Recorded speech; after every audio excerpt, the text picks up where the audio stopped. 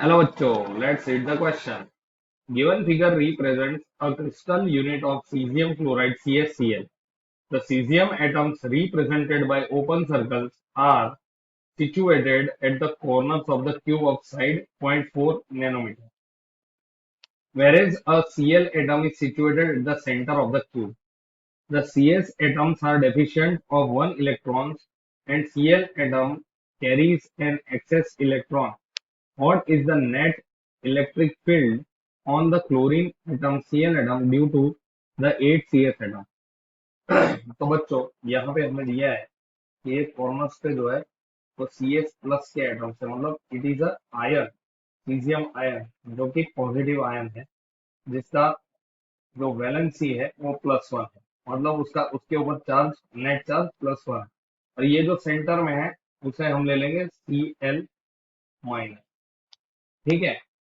अब हमें समझना है यहाँ पे कि किस तरीके से आगे हम बढ़ेंगे।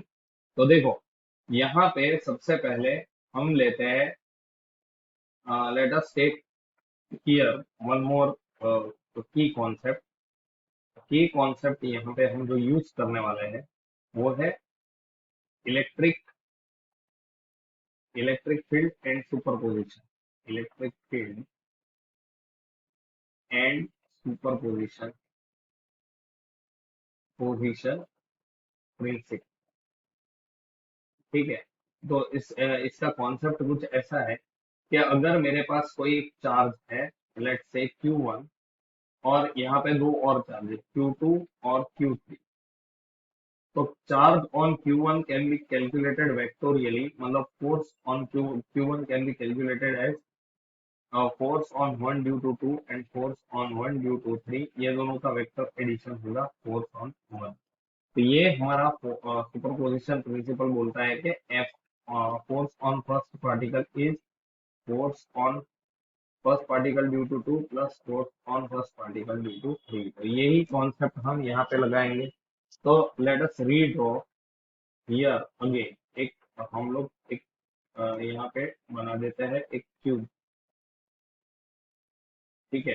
देखो ये इस तरीके से इसको ज्वाइन कर देते हैं। लेट अस ज्वाइन। ठीक है। तो ये मेरा देख सकते हो इस तरीके से एक क्यूब बन गया। अब यहाँ पे सेंटर में C S plus C L minus atom है। यहाँ पे सी एस प्लस है, यहाँ पे सी एस प्लस है, यहाँ पे सी एस प्लस है, यहाँ पे सी एस प्लस है, यहाँ पे सी एस प्लस है, और यहाँ पे भी सी एस प्लस है। अब एक चीज यहाँ पे नोटिंग करते हैं। देखो जैसे ये जो डिस्टेंस है यहाँ से सबका, मान लो कि ये डायगोनली ऑपोजिट है दोनों, तो इससे फोर्स ये अपनी ओर खींचेगा इसको, क्योंकि प्लस और माइनस है तो। और उसी तरीके से ये अपनी ओर खींचेगा इसको, ये सी एल माइनस को आप देख सकते हो। इसका मतलब क्या हुआ कि जो फोर्स है F, ये F और ये F इक्वल एंड ऑपोजिट है। उसी तरीके से डायगोनली यहाँ पे देखेंगे ये दोनों फोर्सेस भी इक्वल एंड ऑपोजिट होंगे। उसी तरीके से ये दोनों फोर्सेस, ये और ये डायगोनल का ये फोर्सेस भी इक्वल एंड ऑपोजिट होंगे। उसी तरीके से अभी जो भी बचा है ये मतलब ये कॉर्नर और ये कॉर्नर वाला इसका भी इक्वल एंड ऑपोजिट होगा। तो total force on Cl minus due to 8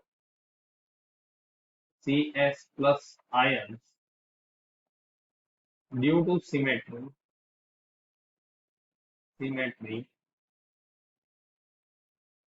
is always zero। मतलब मेरा टोटल फोर्स अगर जीरो होगा, net force on Cl ion that is zero, तो इम्प्लाइज के उस पे जो इलेक्ट्रिक फील्ड होगा that will also be equal to zero. Total electric field on ये यही पूछा है, net electric field on Cl atom will hence be equal to zero। तो बच्चों यही हमारा फाइनल सॉल्यूशन होगा कि total electric field on the Cl minus ion is zero, जो आप देख सकते हो सिमेट्री की वजह। Thank you.